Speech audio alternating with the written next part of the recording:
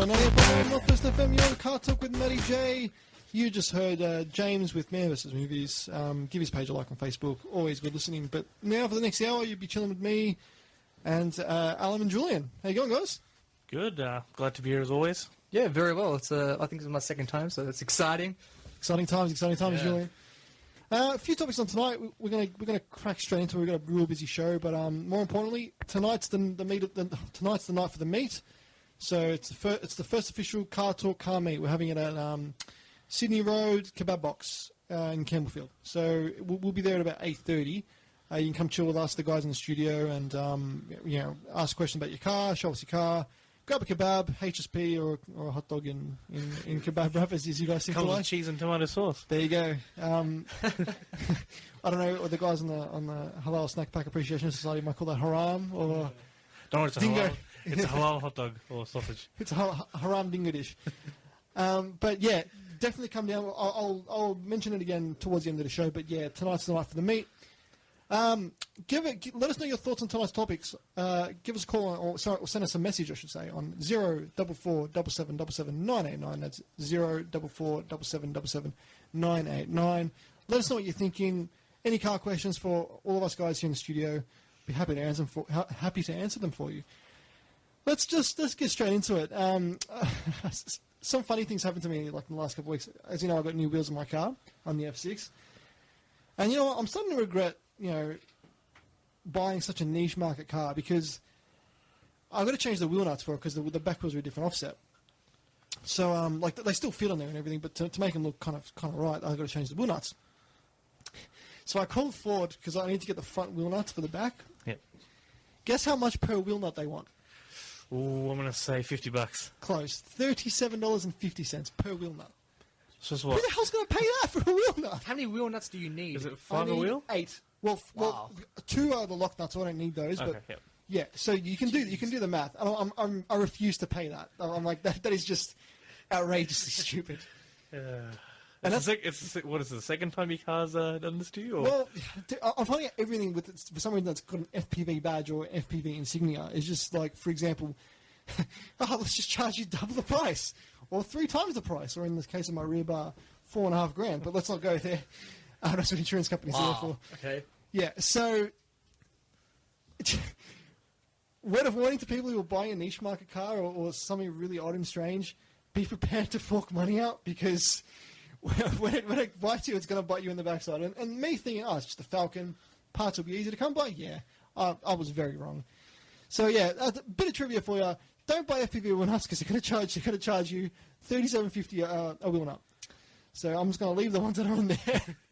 I don't care. Well, as long as they work with the car, that's fine. No, that's exactly right. Like it's just because the old wheels on the rear got a wider offset. Yep. So the wheel nuts are longer. So these one the wheel nuts that are like on their new set of wheels on the dark arches, they just look a bit more out. Yep. But I'm not. As I said, I refuse to pay $37.50. We'll cut them down, it'll be fine. Oh yeah, totally. Yeah, just do that, and We'll get our way there. You know. half of them will like shaked off by the time we get coming around the corner, but that's all right. That's all right. Look, we got a few topics on tonight. Alan, you wanted to talk about oil?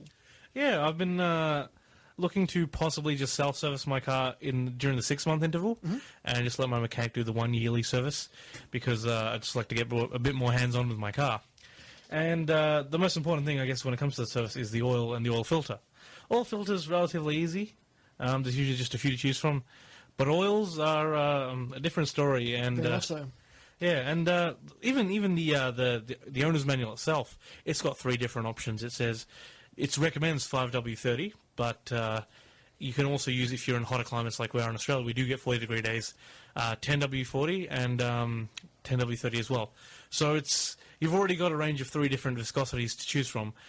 And then you decide to go to the forums for a bit of extra help because you think, car owners... It's a bad place.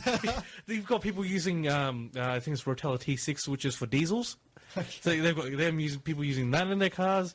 And it's all the same car, but everyone has a very, very strong opinion on what kind of oil to use. And it's very hard to get a straight answer out. Well, you see, oil is such a touchy subject because there is just so much in oil that people don't expect. People just think, it's just oil, just stick it in the car. It doesn't work that way. One, like working in an automotive part shop, sticking to specification is always the first thing you should do, no matter what. Like people say, oh, the car's done 400,000 Ks, you should put thicker oil. No, because you can't replace oil with you can't replace metal with oil. It just doesn't work. Like you can put thicker oil in there, but that's just not going to work.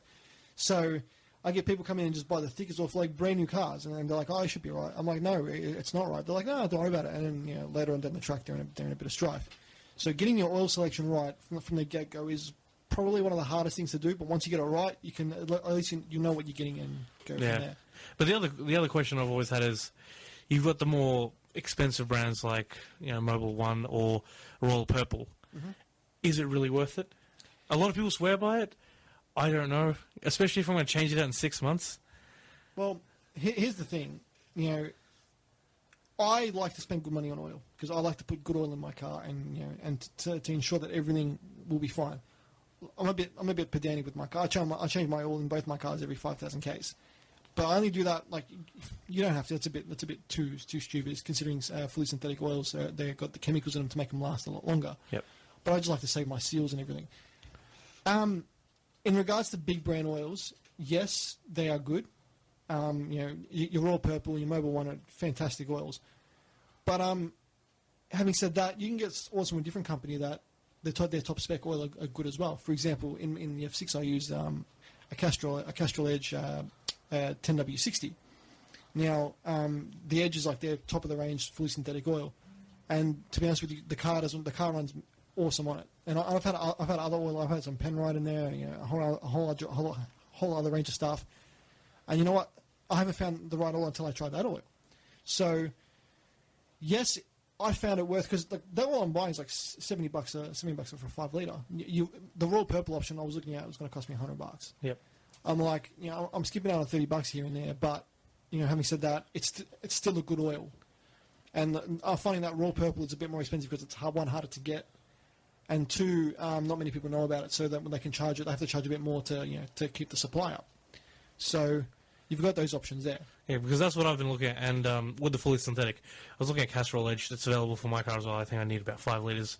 It's priced around the 65 to 70 mark. Yep. Versus the Royal Purple, which was once again 95, I think. Yep.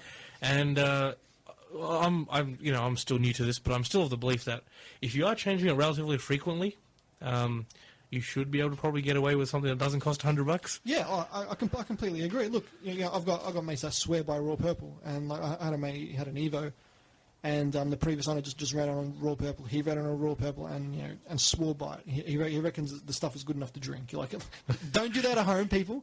But it was like he said it's the best stuff he's ever used.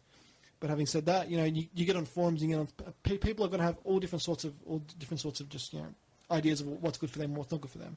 So, having said that, check the lube guides on each of the company's oil sites as well. So if you just go to, like, for example, you put Castrol and space lube guide, it'll come up with a net lube, and you click onto that, and it will tell you, you scroll down to your car, and it'll tell you exactly what you need for it.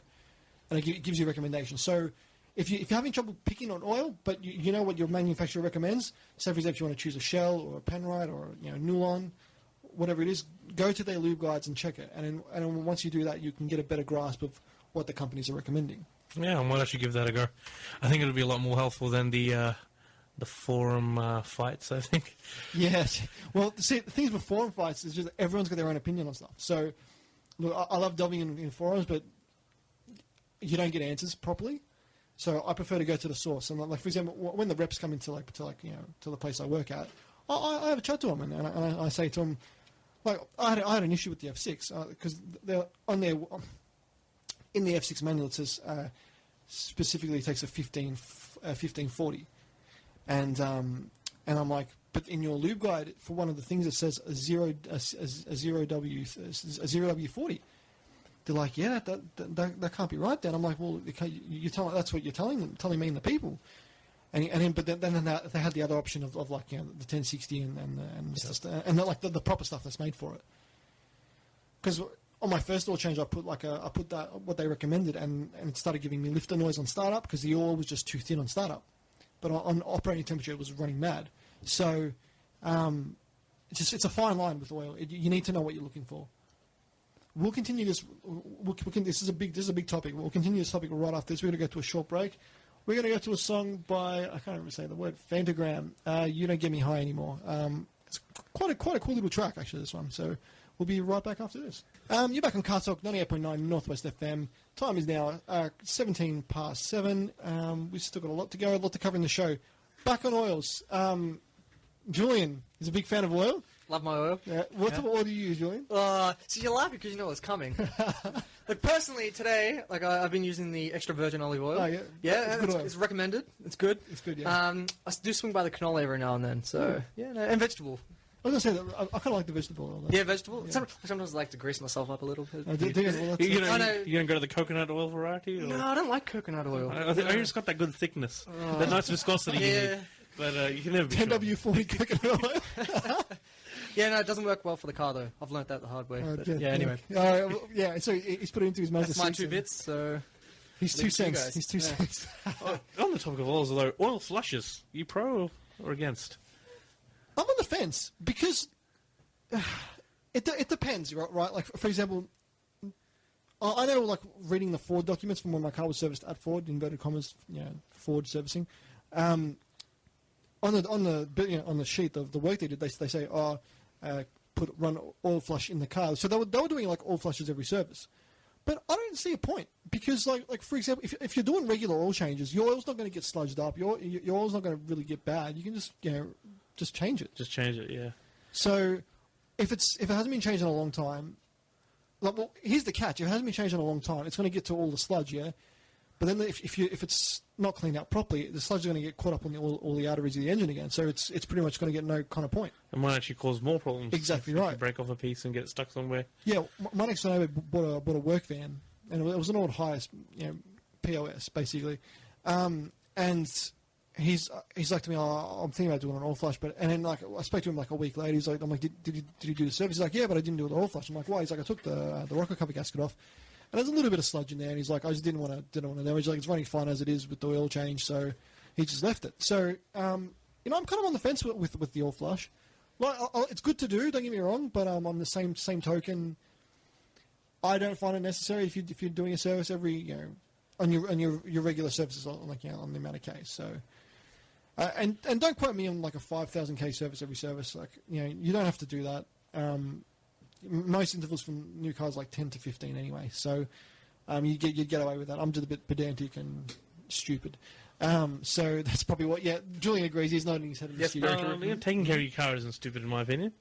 Well, look the way I see it, it's an investment, and you have to look after it. Like it's a car, it's a losing investment, but it's an investment nonetheless. Like you want what's best for the car. You don't want to really damage it and cause trouble in the future. You want it for as long as you own it to be good. Exactly. And with an extra service, particularly if you're doing it yourself, you spend an extra $100, $150 a year if you do it twice versus just the once. And it's peace of mind. Yeah, and that over 10 years is $1,500 extra dollars. A new engine is a lot more expensive than $1,500 in most cases. So I think that's a worthwhile investment. Big time. And like, look, from when I get my car serviced, my mechanics like to me. The only times he's had people with new cars come in, for example, like this one Commodore came in as a V8 Commodore, did 80-something thousand Ks, never been serviced, not Jesus. once. I'm surprised it lasted that long. It's a credit to the car. Was the oil just pouring out like sludge, or was it... Oh, dude, I've got pictures of the engine in this car, but he brought it in, it was showing a code, for flashing engine light. So the mechanic's like, sussing, he's like, it's saying it's stressed the chain and low on oil pressure. Takes the rocker cover, the rocker covers off. The sludge. I've never seen an engine this bad. Like, it was that bad. Like, the rest of the car was perfect, and it just showed what a car looks like when it has been maintained. Yeah, for 80-something thousand Ks with no service, it's quite interesting because our Suzuki SX4 at home, it maybe does 2,000 Ks a year, maybe even somewhere around that area, and we still get it serviced every year just because oils break down over time, and you want to keep that car running. There's no point in fair enough, we do use it very little, but we still want it usable until we switch it on. 100%. But on that car, like it was just about ready to blow up. Like it was surprised he drove in there. Did it get fixed? That's the real question. Well, he's like to me. He's like the mechanics like to him. Your engine's stuffed. Like you need to either rebuild it or just put a new one in there. He's like, you know what? Just put the covers back on there and I'll sell it. So good. So some poor soul bought a car that was pretty much on its deathbed, and and the guy didn't particularly care. So, not fun. But you know what? That's the way it goes. I guess check cars when you're buying them. But yeah, that's the importance of oil. Just make sure you're doing it right. And for those of you who at home and in the car or wherever you might be, that still like a bit confused about what the numbers mean. Do you know what the numbers mean? I believe the W represents the number, or the letter technically means winter, but it's just the viscosity at a cold start. At pouring temperature, cold start, yeah. And then the higher number, or the second number, represents its viscosity at operating temperature. Operating temperature, that's exactly right. So people get a bit confused. So, for example, the first one's at starting temp or pouring temp, and the second one's at operating temperature. So it's just good to know. So it's a bit of CarTorque advice on the radio today. And I'll just add, if you don't mind, yeah, because this is, I guess, a vested interest for me. If you do service your car at home, please recycle your oil properly. Take it to either an auto parts store that takes old containers of oil, or take it to your local tip. They'll usually recycle the oil because we come and pick it up, and it pays our bills. Yeah, so exactly correct. Just a little addition there, and it's good for the environment. You don't want to be pouring oil into drains. It's terrible for the environment. That and like even car batteries and other stuff, people do recycle them. So it's a little bit out of your day to make sure we live in that extra bit of days, if you know what I mean. So exactly, and there's a big fine if you do pour it down the drain. So big fine. I'm not speaking from a vested interest point, I swear. So he says. We'll move along now. Tyre choice. Regarding the tyres I put on the car, I'm going to do a bit of a review on those tyres. So I put Dunlop Maxx Sport RTs. They're a soft compound tyre. I was, my tyre guy was kind of pushing me towards them, so I was like, okay, I'll suss them out, because I was really tempted to go to Michelin Pilot Super Sports, which everyone seemed to rave about, and they have been the last few years. But Motor Magazine did the 2016 tyre test last year, and the new Dunlop Sport Max RT came out on top, and like I'm like this guy wasn't BSing me. He was like, this must be a good tyre. So I'm like, you know what, screw it. I got a good price on him, so I stuck a set on the car, and now I've had a couple of weeks with them on, and fantastic.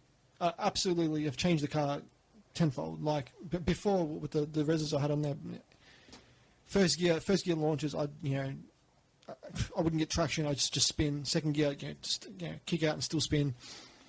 This I can launch the F6 in first gear, no wheel spin. Second, no chirp, no, it just hooks. Like from a dig, this thing just squats and plants and goes. And even coming out of a corner, you put your power down, it sticks. It's completely changed the car. If I would have known this would have happened ages ago, I would have done it. I would have done it a long time ago. But it hasn't just handled the way it's put the power down. It's these tyres are that good. Like in the corners, like the FC's got it's a bit dead on center. But once you really turn it, these tyres like make it hook that much better. I gave it a run through some twisty roads on my back way home a few weeks ago, like 2 days after I picked it up, and I was shocked. This 1.8, also 1.7 ton car handled the way it did. It was a testament to Dunlop and to the technology they've used in these tyres. They say you can get about 30,000 Ks out of them. That's with constant rotation. Yeah. But you know what? For the price, they're a really good tyre. What price were they compared to the Michelins? Well, the Michelins were more. So the Michelins were, I think they were like $325 a tyre. Okay. And I got the Max Sport RTs for $245 a tyre, but that was a good price. They're normally a lot more than that. So I chucked them on the car, and I took a punt, but it paid off. It paid off. Yeah, I can't recommend them enough. Like I thought I'd give a quick just a review on them, because just overall grip. I haven't tested them in the wet yet, because I'm driven. We haven't had that many rainy days. But in the dry, it's completely changed the car. It's it feels spectacular to drive. So it's even on the laser when I changed the tires, I put some Goodyear what were they? Eagle F1 directional 5s, and just on a laser, it became an absolute corner demolisher. So tires are probably, and I'm just got a big call for anyone to say, but I'm going to say tires are the best mod you can do on hands down. Certainly the best, and one of the most important as well. Big time. It's the 4 bits that are keeping you on the road, and I've had a situation where we skimped out and gotten supercats on one of our cars, and the fact that worn out Dunlops had pretty much the same level of grip as brand new supercats did. It's a lot to say. And the WRX currently runs Pilot Sport 3s, which I'm pretty happy with. Great tyre, yeah. And certainly on certain corners it feels like it's on rails. It's probably also part of the four-wheel drive system. Yeah. But I definitely agree. Tyres are a very good investment, and it's better to cheap out on other things and not on your tyres. Definitely not on tyres. I know people that just put just cheap sets on there and just flog them to death. But if you put a good set of tyres on there, the car will reward you.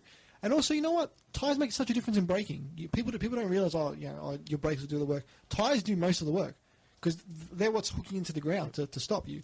So, braking performance, I said, as I forgot to mention, has just improved as well. So, all around, go get a good tyre, and I can't recommend those tyres highly enough. So, if you want something that's gonna help you corner well, and just in general, be a much better car to drive. Okay, they'll wear a little bit quicker, but it's a trade-off for performance. So can't say highly enough to don't skip out on tyres. It's one of the most important factors of buying any parts for your car. Yeah, for my next set, I'll definitely give them a look. Yeah, for the price, man. Because I was dead set on Pilot Super Sports because everyone was everyone's raving about him. Matt Farah, that's all he runs in all his cars. So I was like, yeah, you know what? I'm going to go for these, and they've got a really good rap about them. But I was just really impressed with the tyres. So people don't skip on the tyres. Always just spend that little bit extra money and get something decent. So Julian, your brother has a Mazda 3. He does, yes. And he's got the Max Sport, I'm pretty sure. Yeah, does he? That one? I have no idea. Sure. Yeah, well, Since I spring it on me, it's fine. Well, you've driven this. You've driven the car, right? I have. I actually drove it. I drove it before him. I'm the one that picked it up. There you go. Yeah, lucky me. So look, my mum actually has just bought that same car. So I'm going to start doing a few more car reviews on the show. Hers is a hatchback. I think your brother's is a sedan. It is, yep. But then there's not much differences in them. So for example, first impressions, it's a really good car. For a first car, or this is a 2010 car. It's got low Ks on it. It's like 60,000 Ks. But for cheap, reliable form of transport, that's economical and I'm going to say it fun. You can't really go wrong with a Mazda 3, and I could see why this car is was the best seller in Australia for a long time. Just fantastic to drive. You've driven your brother's is a manual? Yes, it is manual. Yeah, no, I'd agree with that. Actually, I'm a fan of Mazdas in general because I got a 6. Yeah.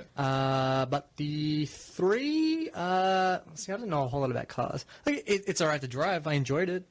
But personally, I think it's probably a little too small overall as a car. Yeah. How does it drive? I don't know. It has wheels and goes. It's great. That's the best I've got. Well, from my perspective of the car, so it's a 2010 Mazda 3 Max Sport. After driving the previous 2 generations, so obviously I drove the BK Mazda 3 SP23. I've even driven a Mazda 3 MPS, and I drove the SP20, which is a 323, but it's the previous version. This one's quite good. It's actually surprised me. It's got a lot of refinement for a car of its price. The interior fit and finish is really, really nice. It's really spot on. Just everything about it, it's got quality plastics. It's just a really nice. When you sit in there, it's quite a really nice place to be. It's a bit odd, some of the layout features. It's got a little screen in a little gap. But overall, driving position is spot on. Pedals, they're a little bit off for hill towing. on the downshift. But apart from that, like it surprised me. It's got a compared to the previous generation a superb turn in. Like when you really throw it into a corner, it's bum sits and it just twists. Like it rotates really nicely.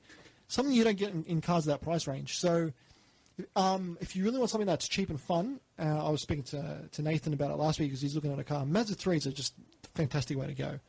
They're a little bit small compared to obviously Julian your Mazda 6, but you're getting a smaller car, but you're getting something that's a bit more agile and easier to park, and just in general fun. Like it's got a very agile chassis. If you guys have ever driven, like you've driven one, but it's just very rewarding to drive. But having said that, the dislikes from it, for some reason, it doesn't have a temperature gauge, which is something I really can't stand in new cars. Most new cars aren't coming out with temperature gauges. So when you overheat, it's just going to come up with overheat, and then by that time you're kind of screwed. So it's pretty much dumb. The electric steering it's a bit lifeless on center. Just off center. So it's got kind of no feel. Most electric steerings don't really. The ride, because of it's trying to be a little bit sporty, it is a little bit firm, so it can be a little bit jarring here and there. Another thing about the ride, because we ride in Christian's one a few times a week sometimes. When you sit 4 large gentlemen in it, it sits very low to the ground, and speed humps and other things are not its friend. But if you've just got the 1 or 2 people in it, I don't believe it's as big of an issue. Well, I guess that's what that car's kind of for. Like it's kind of for single or couples, not really family people like that just looking for a first car, uni students, or people that just they don't have to carry a lot of people around all the time. See, I don't know if it's just me, but I think I've noticed recently there's a whole lot more Mazda 3s appearing. Like I know there's 4 people in my family that have got it. And I think there's probably 2 or 3 people from where I work that actually have one. So it's amazing how much they're popping up now. They're a popular car. We pick up oil at one Mazda dealership. I won't mention which one. And we pick it up usually Fridays every 2 weeks. And usually there's at least 3 or 4 Mazdas being delivered to somebody that day. Yeah. Which is just, we go to other dealerships as well. We don't see that same level of car delivery. So they're definitely selling. But it's easy to see why. Like, as I said, they're a fantastic car. For the money, because they're very well priced. Even brand new, they're very well priced. They're great. I'm a big fan of it. The gearbox is typical Mazda, lovely and not notchy, but just sneaks into gear really nice. The clutch is very light, but very rewarding. It's pretty easy to use. So all Mazda gearbox are really they're a lovely thing to use, especially in MX-5. I don't know if you ever guys have driven an MX-5. They're really nice to use. Got really good safety equipment standard. You got seat airbags, front airbags, side airbags. So it's a safe car. So if you're worried about safety, if you're looking for a car for your first kid, that's that's getting their license. Mazda 3s are a fantastic way to go. And it's got plenty of headroom, which I was surprised about. In the back, a little bit less, but in the driving position, the driving side is pretty good. The driving position is pretty much spot on. And it's got a lot of toys in it, a lot more than I expected. It's got sat-nav and a whole bunch of things, which is... It's got dual-zone climate control, and this is stuff in a car that's like $25,000. That was brand new at the door. So, considering at the time, you have to go for like a G6E in a Falcon range, which is pushing $40,000. You can see that they put a lot of spec in their cars, which is really good. But having said that, that's a different level of car. I believe a comparable Civic as well would probably be pushing closer to 30, would it not? Yeah, definitely. An okay Civic will get you $30,000. Like if you want a top of the range, you got to just keep going. But having said that, with Mazda 3, it's top of the range. Mazda 3s now, they're in the high 30s as well. But second hand, fantastic buys. I'm actually looking at one for my fiance's sister. She's getting a BK Series 2. We're going to test drove it. They're just fantastic cars. They don't really go wrong. They got their basic little issues, but apart from that, they're really, really good, solid little cars. So if you need a first car and you're unsure where to start, go to Mazda first because 1, reliable as hell, and 2, they're actually a fun car to drive. So if you're not all about the driving experience, still test drive one because you will like it. Look, we've got to go to another break. We'll be right back after this. Back on CarTorque 98.9 Northwest FM. That was Neck with God, geez, I forgot the name of the song now. Planogram. Yeah. Yes. Okay, well, look, I said the name of the group wrong before. It's Phantom Graham, but that was Manek with More Than a Miracle, which is a really good song. I think it's time for the car quiz. Alan, you ready? I think Julian should tag in today, personally. Julian should tag in. And I'll help him out. Oh, look, I'll take it. If you want to take the points, Julian, you're more than happy to. I hope everybody else is scared because they're going to get knocked off the leaderboard, just saying. Are they? Well, let the best. That sounds so confident, Matt. What's up with that? Well, because there's a few hard questions in today's quiz, and I'm not even sure Alan's going to help you with this. They're not one. hard. No stress. I got this. You got this? All right, Yeah. let's do it. Question 1. Can I phone a friend? No. Ford has today released a facelifted version of which model? It's all over Facebook and all over the car sites. Not over my Facebook.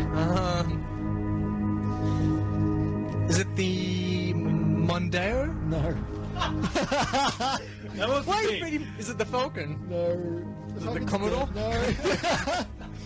It's the Mustang. Already? Guess. Yeah, facelifted version already.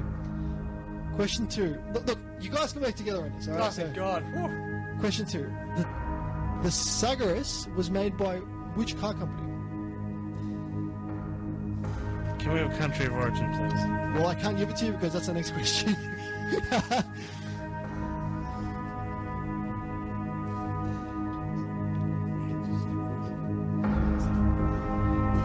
Just for people at home, they're like whispering to each other. Can we whisper into the microphone? Is it Chrysler? No, Ah! it's TVR. Question 3. Wait. The Subaru. Wait, I'll scrap that one. The Subaru Liberty is known as the Subaru what in other markets?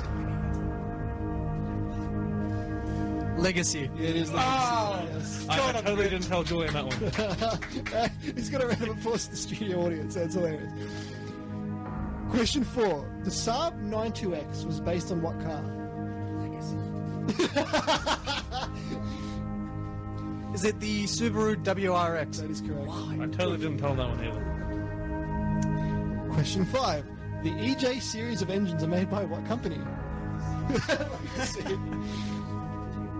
Subaru. That is correct. Oh, we are killing. Give me a high five. Question 6. Maybach is made by what company?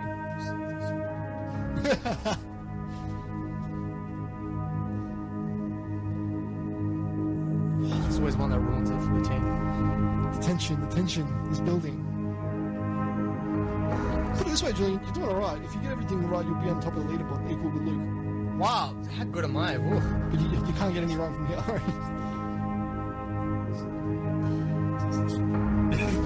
It's definitely not Subaru. It's definitely not.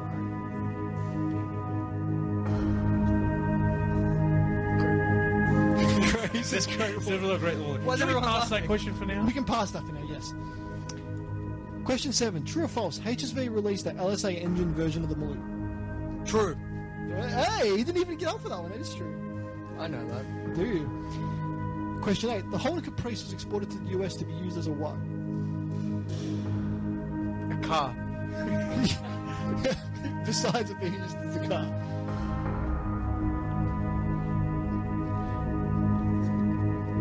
Police car. Yeah. It was a police car. See, I almost had it the first time. Question. Where are we? Question 9. Unos were cars made by what car company?